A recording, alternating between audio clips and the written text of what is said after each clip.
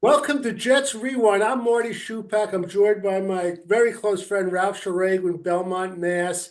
And we have another guest, a special guest from a great website for all you draftniks, NFLRoughDraft.com. Mike Luchene. Mike, how are you doing? I'm doing great. I really appreciate you guys having me on and looking forward to talking some Jets and some draft. Okay, let's get right into it. We're getting down to the nitty-gritty, and I have a couple of questions before we get into exactly what the Jets are going to be looking for. But, I was looking on the website, NFLRoughDraft.com, and I just wanted to ask you, with the tight ends, how close in talent do you have like Tyler Warren and Colston Loveland from Michigan? Yeah, so we just released our updated top 150 board, a couple of days ago, and that's kind of our bread and butter is our overall rankings. That's where we usually score pretty accurately on the huddle report. And on the updated rankings, we actually have Warren 5 and Loveland 8 overall. So we have them pretty close together, and they're very different players. So to oversimplify it, I guess the way you could kind of look at it is Tyler Warren's kind of more of like your big sort of physically imposing type tight end, like a Rob Gronkowski, and he could actually be that good, by the way. If you're taking a tight end in the top 10, he better be that good. Um, and then Loveland is more of like the crafty route runner, sort of like a Travis Kelce. And so, I mean, it kind of, you know, to kind of throw it back on you, it's kind of almost like, well, would you rather have Rob Gronkowski or Travis Kelce? Probably be pretty happy with either one. Right, I see. Also, now I don't want to say everyone, but I'd say like 90% of the mock drafts have the Jets taking Armand Membo, the very talented tackle, because as you know, the Jets are looking for a right tackle now. And I'm going to ask you the same thing. Uh, Mambo versus Will Campbell as an offensive lineman. How do you see them stack up against each other? I know the big thing with Campbell is the length of his arms, though, that's come up. But what's your opinion?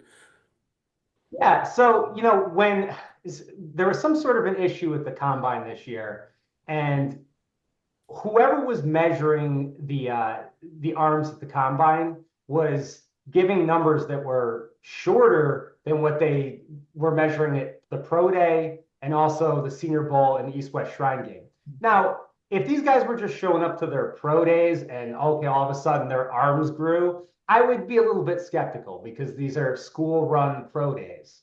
But before the combine, you had, as I said, the Senior Bowl, the East West Shrine game, these college all-star games, and their arm lengths were consistent with what was being shown at the pro days. So something was off this year with the combine measurements. I actually was talking to somebody on Twitter, and when I was looking at the arm lengths from the combines, I said, well, this is the first year I could remember seeing that there's no offensive lineman who's projected to be picked in the first two rounds of the draft that doesn't have 34 plus arm length, except for Tyler Booker, who's a guard.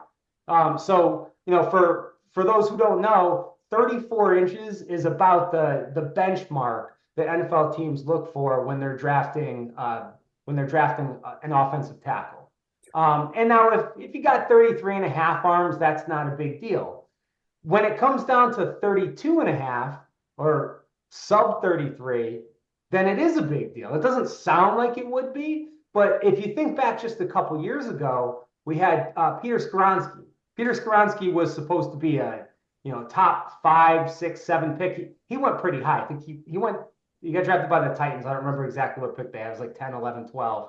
Anyway, he's playing left guard now. They had to move him inside. They just spent a lot of money on Dan Moore to play left tackle for them. Will Campbell, I think he came in at 32 and a half at the combine. He went to his pro day. His pro day measured him at 33, which is better, but that's still, those are kind of short arms for a starting tackle. I believe there's only one starting offensive tackle in the entire NFL that has sub 33 arm length. From what I've heard, Campbell is supposedly ahead of Membo on a lot of teams' boards. So somebody, maybe the Patriots, maybe they'll draft him and try him at left tackle. But if you're looking for a right tackle like the Jets are, I think Membo might actually be safer. Okay, let me ask you this because I'm a huge fan of the defensive tackle from Michigan, Graham. I think that guy's almost a can't miss. The Jets picking seventh. A lot of mocks have the Jacksonville Jaguars picking Graham with the fifth pick. If you're Muji of the Jets and both are available, and you know the Jets a little bit at number seven, who would you take, knowing what's available the second and third round, the depth of the draft? Yeah, so there are a couple things here. First, I think the Jets, the way they've approached the offseason, it sort of seems like they're playing for 2026. Now, they're certainly not going to come out and say, hey, we're not going to compete next year. They're not going to say anything like that publicly. But if you look at the free agents they signed a lot of sort of placeholder free agents like Josh Reynolds and other guys on cheap one-year deals. So when it comes to a position like right tackle, if I'm picking seventh overall, I I personally don't think that they need to reach over a better talent like Mason Graham to take a right tackle. I think that's an area where you could pick in the third round or maybe even the fourth round, and they have a couple fifth round picks. They could even use those to trade up, and get an early fourth round pick potentially. And that's where you're looking at guys like Jalen Travis, Miles Hinton, and there's a cluster, Emory Jones. There's a cluster of sort of right tackles who could be there late day two, early day three. And if you were a piece away from winning the Super Bowl, okay, maybe you take Membao there at seven. For me though, I would just go best player available. And Mason Graham, although I can't imagine him being there at seven, I think the Raiders would take him at six if he gets past Jacksonville. I think he's a slam dunk pick over any of the Does he have tackles. short arms too? He does have short arms. I think he's at 32, somewhere around Yeah. there. But he's a defensive tackle, which you're Right. still Yeah. looking for 34, 35. Yeah. But it's less of a big deal than Right. the offensive tackle with, you know, potentially sub 33 arms, depending on whose measurement you go by. Right, Mike. And by the way, we're talking to Mike Luchene from the NFLRoughDraft.com. We're going to get into your background in just a second. I just have one other question as a follow-up. If they take Graham, there's a tackle from Minnesota. I don't have your website runner right in front of me. I know it's a hard name to pronounce. Where do you have him ranked? He's supposed to be pretty good. Yeah, Ursary. He's going probably second round. So if you're looking at your second round pick, that's about where he should go. So he should be there. He should be there right around that spot if that's the direction they choose to go. It's also a good spot for a receiver or potentially a developmental quarterback. Right. But we could talk about that, I suppose. Sure, we will. All right, Mike, why don't you tell us a little bit about yourself, Mike Luchene, a little bit about NFLRoughDraft.com, and then we'll get right back into it. I know Ralph, especially, we have a number of questions on tight ends, which is a needy position. But tell us a little bit about yourself and your website. Yeah, so I started this website with my buddy Ray Mencio back 17, 18 years ago. I was working at ESPN at the time in the stats and information department, and kind of living this stuff. I hadn't had a family or anything like that yet. I lived, the NFL and the NFL draft for years before that. And at that point, my buddy Ray and I decided, hey, let's start this website and kind of share all of this nerdy stuff that we do with other people. And throughout the years, we've been kind of fortunate. We've been accurate. We get scored by the Huddle Report, which is they're the site that scores all of the most accurate top 100 boards, and we've won it 3 times. I think tied with Todd McShay, or I think Bob McGinn's won it 4 times potentially. But we're right up there toward the top of the overall ranking. So we're just kind of hoping for Yeah. And another accurate year. And we're obsessed with trying to figure out player value, where players are going to come off the board, all the way down to the seventh round. Okay, that's good. Now, the Jets have they have the seventh overall pick, second round 42, third round 73, fourth 110. They have two fifth round picks, 145, 162, two sixth round picks, 186, 207, and no picks in the seventh round. Ralph would help me out here, Ralph, if I miss something, but our needs, and I think we spoke briefly, we need a right tackle. In my mind, we need a run stopper defensive lineman. We need at least one and maybe even two tight ends. And we need a really good cover corner that can tackle. I am not a huge Sauce Gardner fan. So let's get right back into it. I want to hear your assessment. We Let's, also need a wide receiver, Marty. yes, wide receiver too. You're absolutely right. Yeah, it's like we need every position. You know that, Mike? I think we're set at linebacker for now. Yeah, so which is Maybe safety. But go through some of the tight ends. I saw Mel Kiper's two-round mock. He had Membo drafted at 7, and he had Arroyo, the talented tight end. You stole my draft, Marty. That was my draft It was your a week draft, right? ago. He's going from you, Ralph. That's right. He gets all the glory, but I do all the thinking. Ralph picked that. You know, Ralph, before that, I was telling him how you were better than anyone I ever met going back when you really followed. But give us your take on some of the tight ends available or you think available for the Jets in the second and third round, and start with Arroyo. Yeah, so we talked about the top two guys. They're on, they're in play for 7, of course. They're going to be long gone before the Jets pick again in the second round.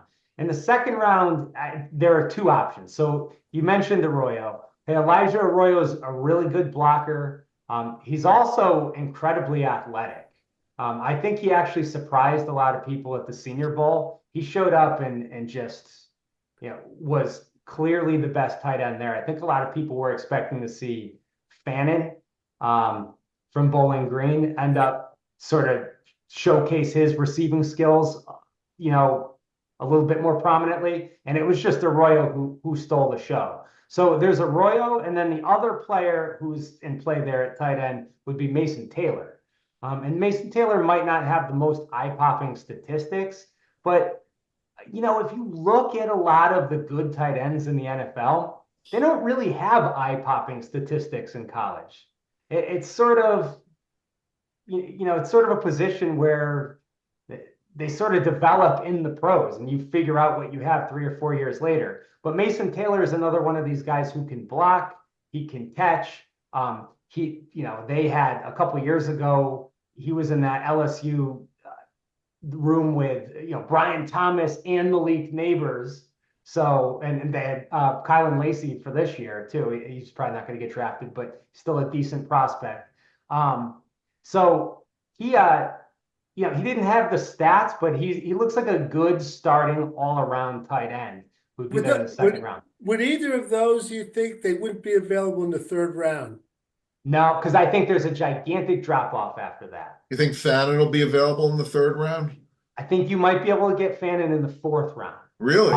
I think third round, certainly you should have. I think you're picking in the low 70s. Yeah.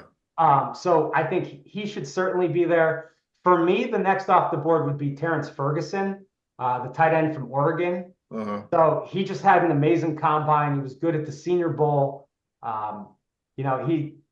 For me, his athleticism will probably make him the 5th tight end off the board. But there's the top 2, and then there's a huge gap. And then there's Arroyo and Mason Taylor, who I'd look at as probably somewhere between about 25 and 50 overall. They're going to go somewhere in that range.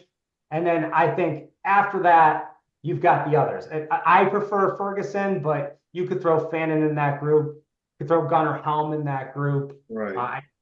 So Marty, let me ask him a question. The history, the recent history now, the Jets got burned a few times picking tight ends in the first round. And I don't know the statistics exactly, but my sense is that first round picks that are tight ends have not fared that well over the last maybe 10 or 15 years. And a lot of these guys like Travis Kelce and Ertz or whatever, Laporta was a second round pick. They seem, Kittle too. He's like a fourth or fifth round pick. Some of the best, you seem to be able to get them in the middle rounds. Yeah. Hey, I remember Kyle Brady. I remember that.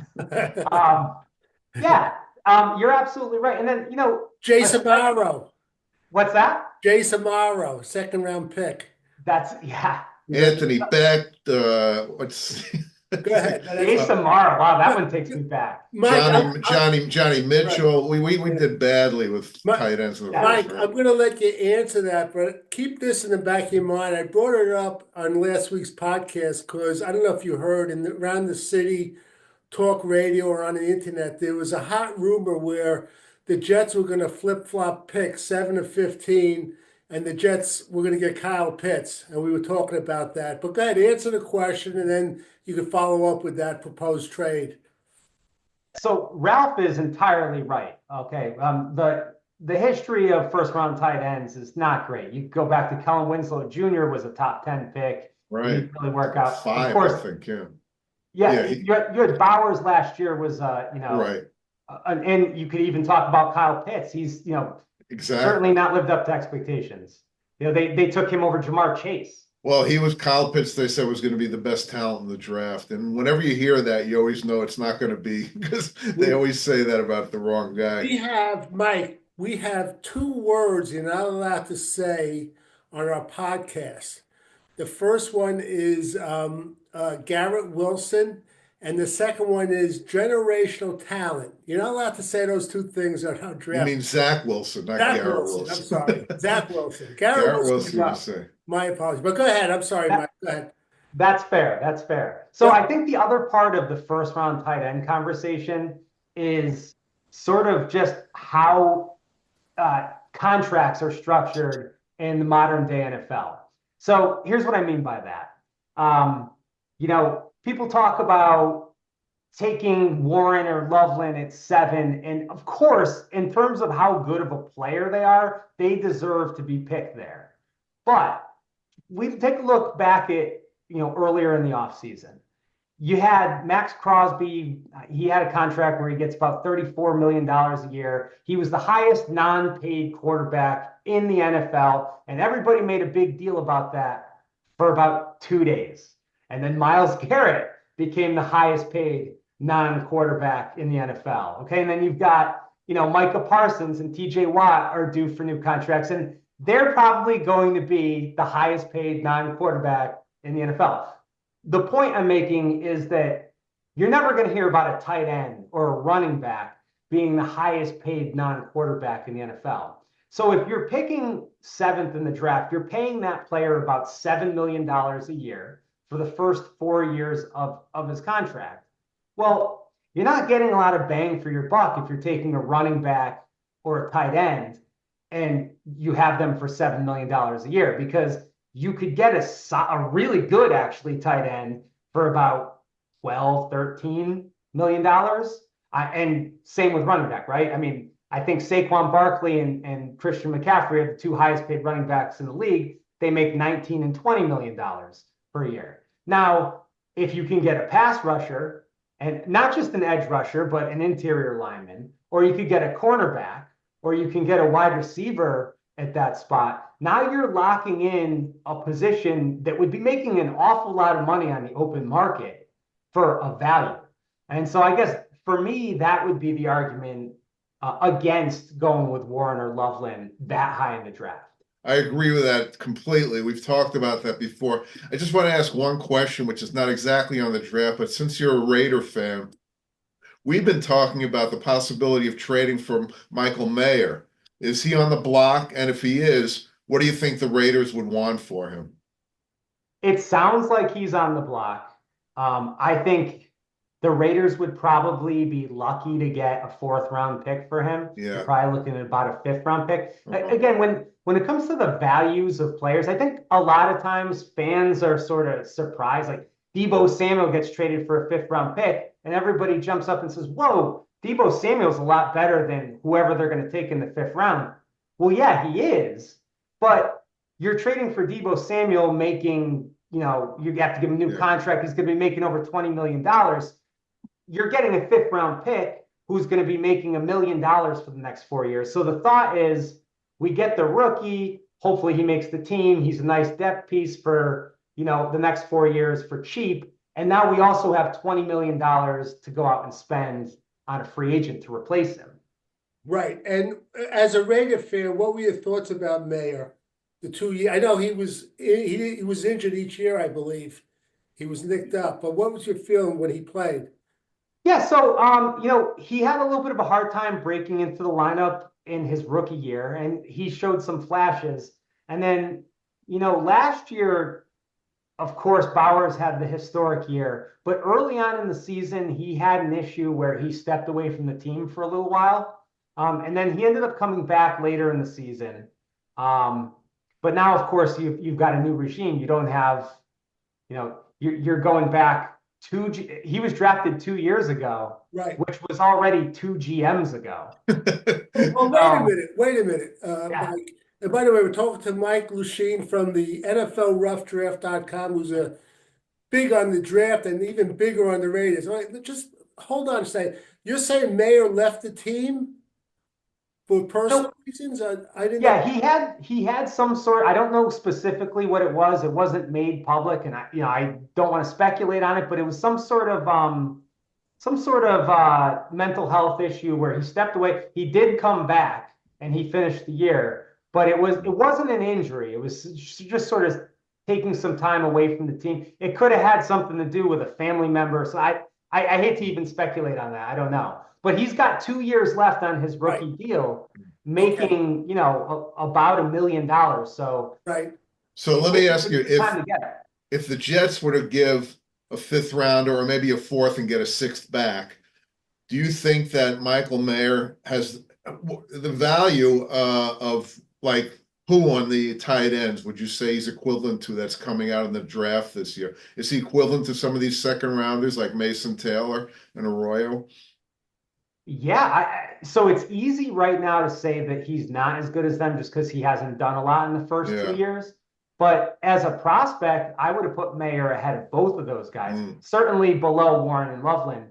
But, I had him as a late first-round pick. And even though he hasn't done anything yet, you kind of have to throw last year out with whatever happened.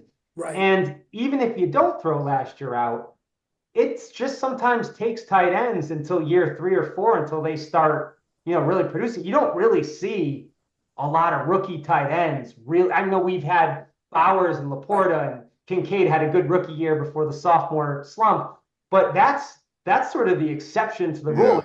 I'm sure you guys know very well. So you're getting a guy who's not making a lot of money. He's locked up not just for this year, but also for next year. I can't imagine him. The highest price I could see him going for would be about a fourth-round pick. A fifth or sixth-round pick wouldn't shock me. Yeah. All right.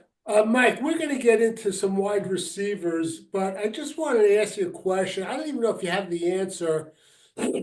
Is because there's a lot of talk about the Jets possibly trading down and accumulating picks. They're picking 7th, and they're talking about maybe trading down to 9 or 10. I mentioned this proposed trade with Atlanta, which is a rumor.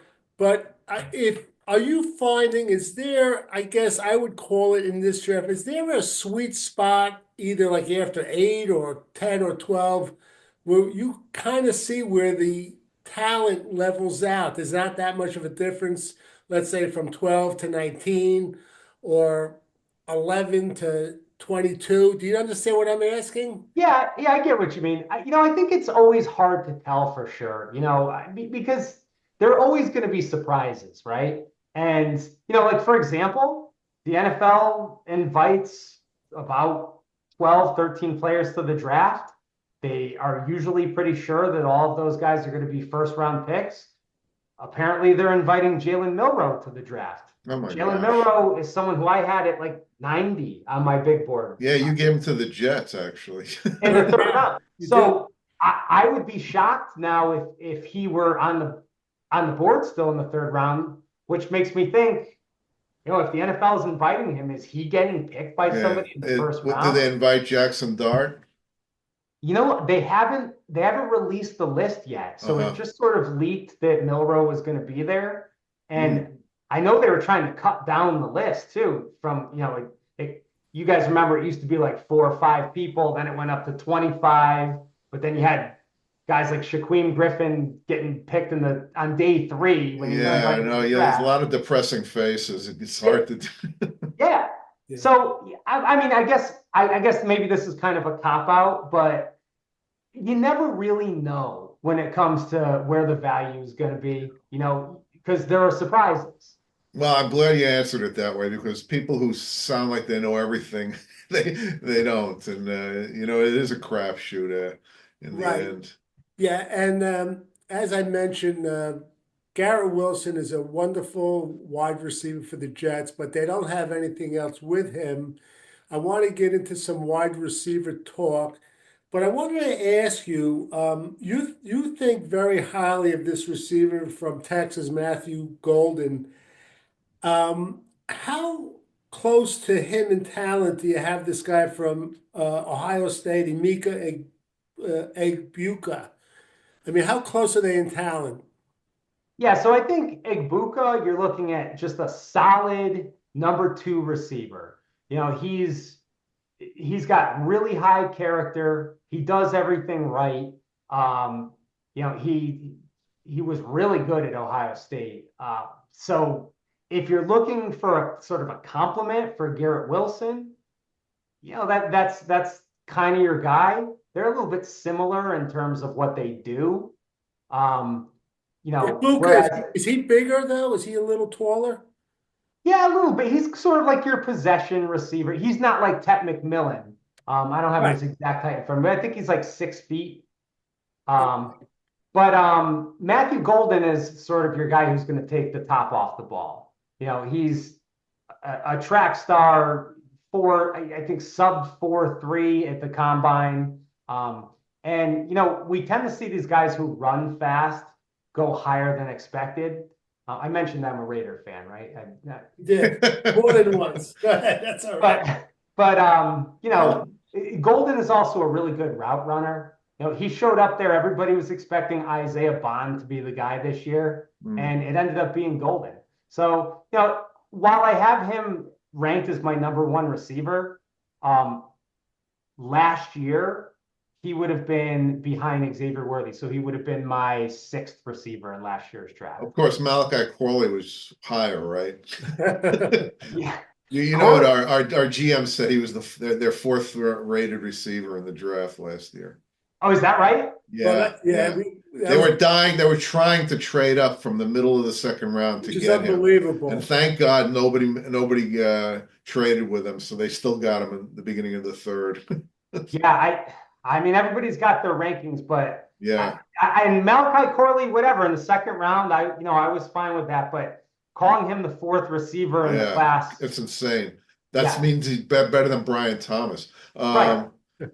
So what do you think? What do you see from Malachi Corley this year? Do you see him like breaking out this year, or do you think he's going to be a bust? Well, now the problem is what we were just talking about with Michael Mayer. We don't know what the new regime thinks of him. Yeah. This is a guy who was just drafted and he's young and he's got 3 years left on his rookie deal and all that's great.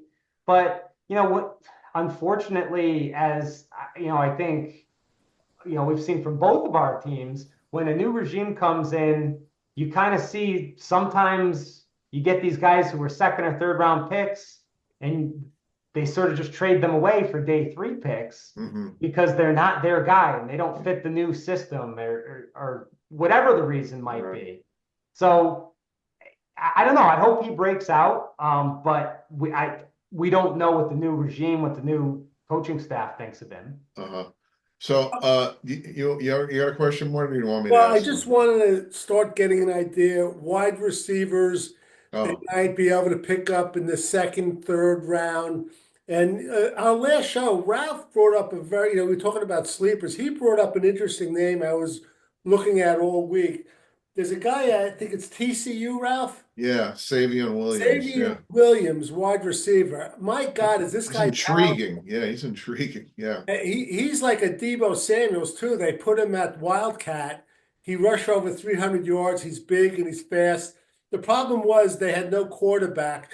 But give us an idea from your draft site, NFLroughdraft.com. Who are some of the other receivers you like after the first round?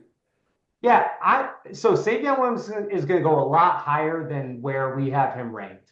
Um, I don't love him for the Jets only because we were just talking about Malachi Corley, and I feel like they're very similar types of players. They're sort of like, they're not going to run a route, just get the ball in their hands close to the line of scrimmage on screen passes, plays like manufactured touches, sort of like you mentioned, Debo Samuel, and then let them run with it. So I'm not a huge Savion Williams fan. But my wide receiver rankings right now, so I've got Travis Hunter, whether you want to call him a receiver or a cornerback, he's number one at both positions for me. We talked about Golden. He's your field stretcher. He's also a really good route runner. Tet McMillan is after that. He'll probably go at some point in the first round. He's a little bit bigger than the sort of prototypical receiver. And, I think the media and fans love sort of unicorns at positions where like this guy's, 2 inches taller or 3 inches taller than a regular receiver. But I don't know. From my experience, it doesn't seem like the NFL really shares that. Like they kind of look for a mold and they like to stay within that mold. So like, yeah, you want size in your receiver, but 6'4", you start to wonder, can he get out of breaks? Can he separate? right. And certainly, I'm not saying he can't, but can he do it at the level where you're going to be spending a top 15 pick on him? And also, there have been some immaturity concerns with him. So, every team's going to have to make their own judgment when they bring him in and talk to him. What about Luther Burden? Same deal there. So Luther Burden has had some issues where he had a much better 2023 than Right. Yeah, well, 2024. they were mocking him at the beginning of the year as like a top 5, 10 pick or something like that. Yeah, and if you take a look at his targets this year, most of them were like right at the line of scrimmage or Oh, within a really? couple of yards of the line of scrimmage. And he's got some immaturity issues as well. And I think that could push him down to the second round. He could be there in the second round, certainly for you guys. But he looked talented to me. I know that. Yeah, Yeah. yeah. Again, you go based off of 2023, he's making a lot of plays, making plays down the field. Last year was just kind of a lot of like get the ball in his hands. Do you think it run. had something to do with just the scheme that they were running, or was it the same quarterback and coach and Yeah, they did. I offensive mean, they didn't have coordinator? great quarterback play this year, Yeah. but there were also effort issues. Okay. If you go back and watch Yeah. him play, like if you look at some of his big games, not his big statistical games, but some of the big games that they played where, they didn't win. Right. And sort of take a look at his body language. Yeah. I know it's these kind of guys. You have to decide at what point they're worth the cost benefit. The kid from Texas last year, the tall kid who had emotional problems. Who was that? He was picked in the second round. Oh, Adonai Mitchell. Yep. Yeah. How did he do this year? He had a decent year. So he played for the Colts and, with Anthony Richardson, Yeah. he wasn't going to put up a ton of receiving Right. production. And Josh Downs kind of stepped up this year, the second-year receiver from North Carolina. But Mitchell made some big plays down the field, and we'll see what he does. Right. It was because it was kind of the same thing. It was at what point is someone going to roll the dice with him? And I guess the middle of the second round he got picked. Yeah. Now, how do you like? Because I'm looking for height at the other receiver. We spoke about him, the guy from Iowa State, Jaden Higgins. I assume he's going to go somewhere in the second round. Yeah, I love Jaden Higgins. I would take Jaden Higgins in the first round. You do? Wow. Yeah, he's a really smooth mover. He separates, he doesn't look like he's as tall as he is. For me, he's a first round pick all day. I'm not in charge of any team though, so he's probably not getting picked in the first round. I think he'd be a slam dunk for the Jets in the second round. Where does he stand compared to Trey Harris and the kid from Stanford? So I think the kid from Stanford's actually going to be a day 3 pick. Really? I think he's a little bit overrated. He had the big game against Travis Hunter a couple of years ago that really put him on the map. He had something like 250 yards receiving, and everybody said, wow, he did this against Travis Hunter. Well, Travis Hunter played every snap of that game. Travis Hunter had like 14 catches for 200 yards and 3 touchdowns of his own. Yeah, so he played like 160 snaps or something and was clearly just exhausted. So I think that he's a good gamble in the 4th round. Okay. You mentioned Trey Harris. Yeah. Trey Harris is probably going to fall somewhere in the 3rd round. That's your possession type receiver. Yeah. Does he have drops issues? A little bit, but I mean, he had a really good year this past year. If you look at his production, and I know they scheme to get receivers open in that offense, but he's certainly going to appeal to teams that are picking in that 3rd round. Oh wow, I didn't realize. I thought he was going to be a 2nd round pick.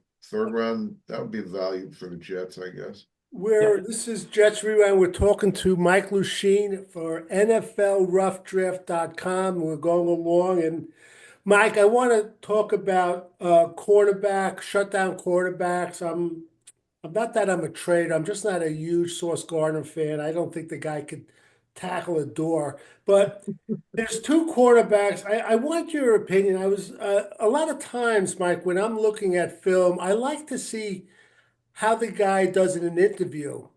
And I was very impressed with this cornerback from Texas, Jahdae Barron. How does he compare to Will Johnson, the cornerback from Michigan? Yeah, so first off, they both have really short arms for players who could be picked in the top 10. And that's a big deal for cornerbacks. I mean, you look for arm length around, at least 31 inches, at least. Barron was under 30 at the combine. So was Will Johnson. But again, these are combine measurements, so maybe maybe they shortchanged him a little bit this year. Barron's definitely faster. His 40 times probably going to be faster than what Will Johnson will run when he finally works out. But he doesn't always look like it if you watch him on film. He's kind of a zone corner. So if you're looking at 7, I think that's a little bit too high for him. Right. Now, if you trade down, like you mentioned, to 15, then I think that's about the sweet spot. Will Johnson, it's kind of incomplete just because now you're not going to like Marty. You're not going to like Will Johnson because if he's got a problem, it's tackling. I can't put up with it. I can't put up with it anymore. These guys that don't tackle. I know Deion Sanders was a wonderful cover guy player. He didn't tackle, that's like an anomaly. But these days, I want guys like the guy on the Patriots. What's his name? Christian Gonzalez. Gonzalez, who's a complete player. I don't want these guys that could just do one aspect. Are there any other quarterbacks that you like that are tacklers that really stand out to you? Maybe good 2nd round pick. Maybe they're not going to pick him. Yeah. Okay, yeah. So again, if you trade down, you're looking at Maxwell Hairston. That would be a 1st round pick. If you're looking just at the 2nd round, okay, if you want to talk about an all-around cornerback, Azare Thomas from Florida State has everything except he ran a 40-yard dash of 4.57, I think, in his pro day, and that's not good. And I don't make a big deal about 40-yard dashes at any position other than cornerback. It still means something there. So this is a guy who's a 1st round talent. He's big, he can tackle. He's got really high character from what everybody says. But that 4.57 is going to push him down to the 2nd round. So he's there. You've got Benjamin Morrison had an issue with hold one on, Mike. Before you go on from the guy from Florida State, when you mentioned his 40 time, but he also mentioned he's kind of long. Is a guy like that, can they move a guy like that to safety? Yeah, absolutely. Somebody might look at him as a safety. That's Okay. certainly possible. All right. Go ahead. And who's the next one? I'm sorry. No, that's okay. So Benjamin Morrison from Notre Dame, he had an issue with one of his hips in high school where he hurt it, and apparently it was only a matter of time until the same thing happened to his other hip. And so he was hurt this year in October. If you go back and watch him from 2023, he's a first round cornerback. He's had both hips now have been injured. So that's going to knock him down to the second round. I'm obviously not a doctor, so I don't know, for 100% certain that it would knock him down more than that, but he's most likely going to go in the second round. Savon Ravel too. He's out of East Carolina. So East Carolina, they had Quinyon Mitchell last year. Well, Ravel is probably a first round prospect as well, except he tore his ACL and hasn't been able to work out. So he's another guy who could be a good value in the second round. He's another guy who's got length, and he's probably going to be pretty fast. Whenever he's 100%. When is he going to be ready for the season? Yeah, he got hurt. I want to say he got hurt in October. Oh, okay. That might not be 100% correct, Yeah. but he got hurt a long time ago. He should be ready over the summer. I would expect him to be ready for the beginning of training camp. And then you've got Trey Amos, from Mississippi. Everybody was a little bit worried he might not run fast. I think he ran like a 4.45 or something like that. So he'll be in that second, third round range. Jacob Parrish should be a third round pick. Guy I really like, Caleb Ransaw. Now, this guy wasn't on my radar. He's a cornerback out of Tulane. He played a lot of nickel back, but he could play outside corner as well. He could play safety as well. This guy went to the combine. His vertical leap was over 40 inches. His 40 time was in the 4.2s somewhere, I believe. And for me, that locks him in as a third round pick. Yeah. So he's kind of one of my favorites that not a lot of people in the media are talking about. Okay, great. Now, another thing is, we mentioned Mason Graham, and let's assume the Jets don't get him. He's off the board. Who could we get that would be a good complement to what's his name, Williams? Quentin Williams. Yeah. Quentin Williams, and Mike. I'm always looking for a guy like the Patriots had years ago, Butch Wolfhawk, a guy that just is huge, that takes up space and takes up offensive linemen. Is there anyone after the first round like that really could? Who was the guy last year? Sweat, was that the guy that was big? Yes. Yep. Yeah, I thought he would fall a lot further than he did. And he was a very high second round pick. He had some other things going on too, though. But so you're in luck, because if you want one of those nose tackles, it's a position that's really been devalued. Yeah. Just because those players don't play on passing downs a lot of times. So if you're looking at past the first round, you've got Mason Graham's teammate, Kenneth Grant. Now, some people think he'll go in the first round. I'm a little bit skeptical. I was talking to the other guy who does the site back in January, and I said, everybody's got Grant going in the first round. I just don't see it. He's a nose tackle. And he said, yeah, but Mike, he's supposed to show up at the combine and have this freakish, like otherworldly performance. And it wasn't really his fault. Apparently they discovered he had a hamstring injury at the combine, and they advised him not to work out, like the people at the combine, not his agents. So it's not like he just was taking a pass, but then he went to the pro day and his workout numbers weren't really anything special. Like his 40-yard dash time was over 5 seconds, and they weren't bad numbers, but to me, they kind of showed that maybe this guy isn't as good of a prospect as everybody thinks. So I think he could be second round. Tyleik Williams is second round from Ohio State. Now, he might even be a little bit more like a pass rusher, which, I guess Vince Wilfork had a little bit more of that than, right. your typical nose tackle. So I think Tyleik Williams is sort of your guy if you're looking for one in the second round. And then after that, I think you're really looking at day 3. So if you're looking at the 4th round, there's a guy, Yaya Black from Iowa. He's got 35-inch arms. He's a big space eater. And then you've got Jordan Phillips from Maryland, was a big prospect. He looked good at the East-West Shrine game. He's going to be day 3, though.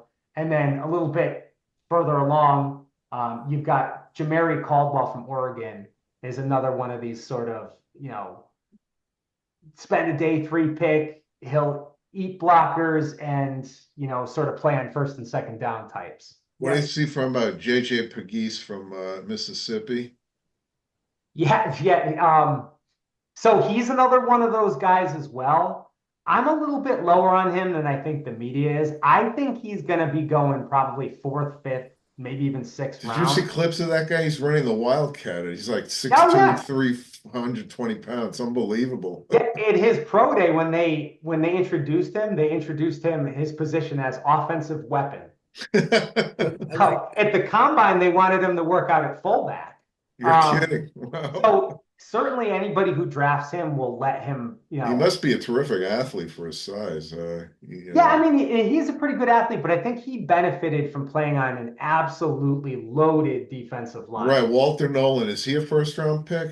Walter Nolan's a first-round pick, yeah. So he had Walter Nolan right next to him. Yeah. And then Princely Uman Mielen was the edge rusher, and then Jared Ivey was the other edge rusher. Yeah, we were noticing that Mississippi team was loaded this year with talent on both sides. It's incredible. How Yeah. much talent they had, It was like Ohio State receivers. I was saying if Nick Saban had that team, they would have won the national championship probably. Yeah. Yeah, it's true. Amazing. Yeah. Yeah. All right. Here's a question. Okay. Hypothetical. We're talking to Mike Luchene from the NFLRoughDraft.com, who knows a lot about the draft, but he's a huge, huge Las Vegas Raiders fan. So here we go. You have a hotline to Pete Carroll. Tell the Jet fans for Jets Rewind, if you could call him up the week before the draft and say, Pete, I have 3 sleepers for you. I'm only going to tell you. So give us 3 sleepers. Tell us about what round, or if it's an undrafted free agent. Go ahead. The floor is yours, Coach. And we're taking notes here, so we're going to So grade you. Way, way, way off the radar. Okay. All right. Yeah, So I already mentioned Caleb Ransaw, so I guess he would definitely be in these 3, but we'll put him to the side for now. The cornerback, I think he's going 3rd round. Nobody has him there. Tyrion Ingram Dawkins from Georgia is an absolutely fantastic run defender. He was a huge recruit, and they just have a lot of talent on that defense. So I think this is a guy who's going to be a surprise name in the 3rd round. And maybe I'll be wrong. Maybe go back and watch this in a few weeks and be like, oh, look, this guy went in the 6th round. But I think that he's a player who's got the potential to look like he's got 1st-round talent in a couple of years. What position is he? What's that? What position?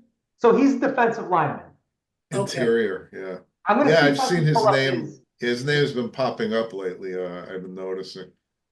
All right, yeah. Let me see if I can pull up his RAS score right here with his combine numbers. While you're looking, there's a player that I like. Like I said, I like to watch interviews, and I was watching this interview with a defensive lineman from Texas, and they asked him, it was actually Matt Sims. He said, who was the toughest offensive lineman you went up against?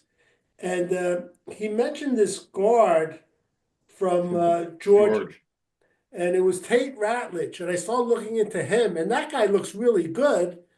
And I think he possibly is a early 2nd round pick. Where do you have him after you give us your 3rd sleeper name?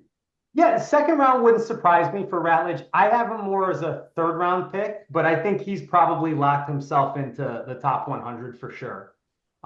There aren't a lot of great guards in this draft, but I think I've got him 4 in my interior offensive line rankings, but I think certainly a top 100 pick. So I pulled up Ingram Dawkins from the combine. And I remember after the lineman worked out, I called Ray and I said, hey, did you see this guy had a 36-inch vertical leap at, almost 6'5"? Now he's only 276 pounds at the combine. So that's why I didn't mention him with, he's not one of these Vince Wilfork guys like we were talking about before. Right. He's more of like your interior, like penetrating defensive lineman. 10-4 broad jump. He had a 10-yard split of 169. So like 160 would be like running back caliber. Just incredible. And then his 3-cone was 728, which is pretty darn good for a guy that big. 33.5-inch arms. His hands are almost 10 inches long. This is a guy where I think somebody's going to draft this guy in the top 100 just because he's of his potential. And what's his name again? Tyrion Ingram Dawkins. Okay. So right now you see a lot of other guys sort of being mentioned in that third round range when it comes to defensive linemen, like Omar Norman Lott, the kid from who am I thinking of? Well, Ty Robinson had a good workout. Darius Alexander from Toledo, and they have some of these measurables, but nowhere close to the type of raw skill that a guy like Ingram Dawkins has. And then the other thing is, you play for Georgia, it's sort of easy to get overshadowed by some of the other talent in that front seven. Yeah. Right. You remember Trayvon Walker was the first overall pick in the draft. Yes. I think he had like no sacks or 1 sack or something like that year. Yeah. He did. You're right. All right. Go ahead. I'm sorry. Oh, and I'll give you one more to go along with. So I mentioned Caleb Ransaw. There's a tackle from Iowa State. And now I think that this is a guy who, even though everybody's talking about him being day 3, I think he's a 3rd round pick. His name's Jalen Travis. Okay. So Jalen Travis was, he was an Ivy League kid who ended up transferring over to Iowa State. Wow. So he's only got 1 year of starting at a big school. But you look at his numbers, he's 6'8", 35-inch arms, 335, 340 pounds. And so vertical leap is one of the big numbers you're looking at the combine for offensive, defensive linemen, because it shows how explosive they are. 35-inch vertical leap with that type of size. And those, he's got the long arms, the big hands, like I mentioned. I just think that it's the same type deal as Ingram Dawkins. There's going to be a coach out there that says, this guy could be a 1st-round caliber player in a few years. We're going to take a shot on him in the 3rd round. Right. All right, we're going to begin to wrap it up, but Mike, I have to ask you because the draft, everybody gets quarterback crazy. I just want your opinion on Sanders and Cam Ward and maybe Dart also. So go ahead. Yeah, I mean, well, Cam Ward's clearly one. He would have been a 3rd or 4th round pick had he come out last year. I'm a little bit lower on him, I think, than a lot of people, just because, he kind of put himself in the exact, and credit to him, but he put himself in a really good position to succeed this year, where he didn't really play against a lot of tough defenses. He had Xavier, how do you say it? Receiver. Yeah. So, and he'll probably be a day 3 wide receiver, but he was a really good college receiver. He had Arroyo there. He had Damian Martinez, who's going to be a 3rd or 4th round running back. And, the offensive line had some talent too.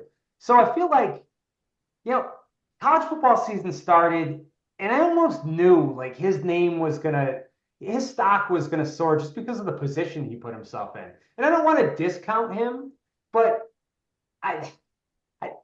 he's helped himself, but not in the same way that like Jaden Daniels did last year. Okay, where Jaden Daniels was just dominating games, playing against really good defenses. And, you just felt really good about taking him 2nd overall. With Cam Ward, he's going to be the Titans pick. He's a little bit scary as a 1st overall pick, in my opinion. Oh, sorry, go ahead. With No, go Sanders now, yeah. So where do you anticipate Sanders going? I'm thinking in terms of if a quarterback drops to round where the Jets are, if some team is going to want to, give the Jets something to move up. Like last year, Minnesota did that to get J.J. McCarthy. And I'm wondering if there's a scenario potential for that happening.